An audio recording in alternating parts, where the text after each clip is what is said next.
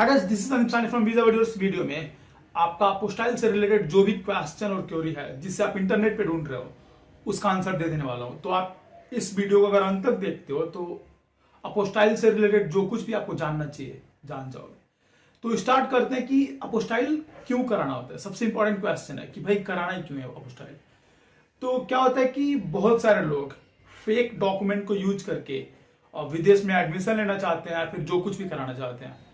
तो उसका एक सॉल्यूशन निकाला गया। 60 कंट्रीज का मीटिंग हुआ, उसमें डिसाइड ये हुआ, जो आपके मुद्दे की बात है वो बताता हूं, कि अगर हमारे कंट्री का कोई आदमी ऐसा डॉक्यूमेंट आपको देता है जिसपे हमारे विदेश मंत्रालय का थप्पा लगा है, स्टैंप लगा है, तो आप समझ लीजिए वो डॉक्यूमेंट लीगल है, कोई फेक नहीं है वो। तो इसके लिए आपको अपोस्टाइल कराना पड़ता है ताकि आप जिस यूनिवर्सिटी में एडमिशन ले रहे हो और जिस एम्बेसी में आप अपना वीजा के लिए अपने डॉक्यूमेंट्स लगा रहे हो उनको पता चल जाए कि आपका डॉक्यूमेंट फेक नहीं है, लीगल है, क्योंकि आपके विदेश मंत्रालय का, भारत के विदेश मंत्रालय का स्टैंप आपके डॉक्यूमेंट पे लगा है। तो इसके लिए आपको अपोस्टाइल कराना पड़ता है। बढ़ते हैं अगले क्वेश्चन की तरफ, लेकिन उससे पहले मैं आपको एक बात बता दूं कि अगर आप अपोस्टाइल कराना चाहते हो तो आप हमारी हेल्प भी ले सकते हो। ये हमारा नंबर, इस पर कॉन्टैक्ट करके अपने डॉक्यूमेंट अपोस्टाइल करा सकते हो, या फिर स्टडी अब्रॉड से रिलेटेड कोई भी हेल्प, इसमें इंक्लूडेड है वीजा का, वो भी हेल्प ले सकते हो। अभी दूसरा क्वेश्चन की बात करते हैं। दूसरा क्वेश्चन है कि कौन कौन से कंट्रीज में जाने के लिए आपको अपोस्टाइल कराने पड़ते हैं। तो इसमें करीबन 60 कंट्रीज हैं। तो मैं सबका नाम तो आपको बताने वाला नहीं हूं, तो आपको लिंक देता हूं डिस्क्रिप्शन में, उसमें लिस्टेड है सारे कंट्रीज जहां पे जाने के लिए आपको अपोस्टाइल कराना पड़ता है। उसके बाद अगला क्वेश्चन है, क्या एडमिशन लेने के लिए अपोस्टाइल जरूरी है। तो गाइस, एडमिशन लेने के लिए अपोस्टाइल जरूरी तो नहीं है, लेकिन वीजा लेने के लिए आपको अपोस्टाइल कराना पड़ेगा। तो उसके अच्छा क्या होता है कि आप जब भी आप विदेश पढ़ने का प्लानिंग कर रहे हो ना, तभी अपने डॉक्यूमेंट अपोस्टाइल करा के रख लो। उससे क्या होगा, बाद में जो बीच का अपोस्टाइल कराने में जो भी टाइम लगता है वो बच जाएगा। अभी टाइम की हमने बात की तो अभी बात कर रहे थे कितना टाइम लगता है अपोस्टाइल कराने में। तो इस अपोस्टाइल कराने में बहुत सारे जो भी अलग अलग एजेंसीज हैं वो अलग अलग टाइम लेती हैं, लेकिन मैं अगर मेरे बात करूं तो हम लोग जिस दिन आपका डॉक्यूमेंट हमें मिलता है उसके दूसरे दिन आपका डॉक्यूमेंट अपोस्टाइल हो जाता है और हम आपके डॉक्यूमेंट पे भेज देते हैं, या फिर हमारे दिल्ली ऑफिस, मुंबई ऑफिस या फिर बैंगलोर ऑफिस पे जाके आप ले सकते हो। ये रहा कितना टाइम लगता है। अभी बात करते हैं अपोस्टाइल का प्रोसेस क्या है, कैसे कराना आपको अपोस्टाइल। तो अपोस्टाइल सिंपल सा प्रोसेस है। आप अपना डॉक्यूमेंट भेजते हो मिनिस्ट्री ऑफ एक्सटर्नल अफेयर यानी कि विदेश मंत्रालय के अपोस्टाइल वाले सेक्शन में, और वो लोग आपके डॉक्यूमेंट को वेरीफाई करके थप्पा लगा देते हैं, हो गया अपोस्टाइल। लेकिन सिक्योरिटी रीजन की वजह से वो लोग वहां पे भीड़ इकट्ठा नहीं करना चाहते। इसके लिए उन लोगों ने बोला कि आप इंडिविजुअली अपने डॉक्यूमेंट को सबमिट नहीं कर सकते।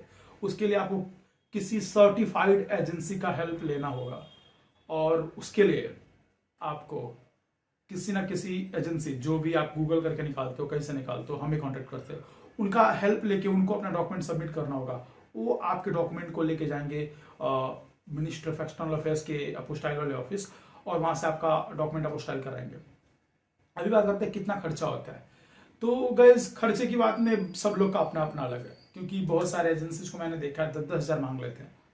तो एक डॉक्यूमेंट का 10,000 मांग लेंगे। तो ये सबका अलग अलग है, कोई फिक्स्ड प्राइस नहीं है।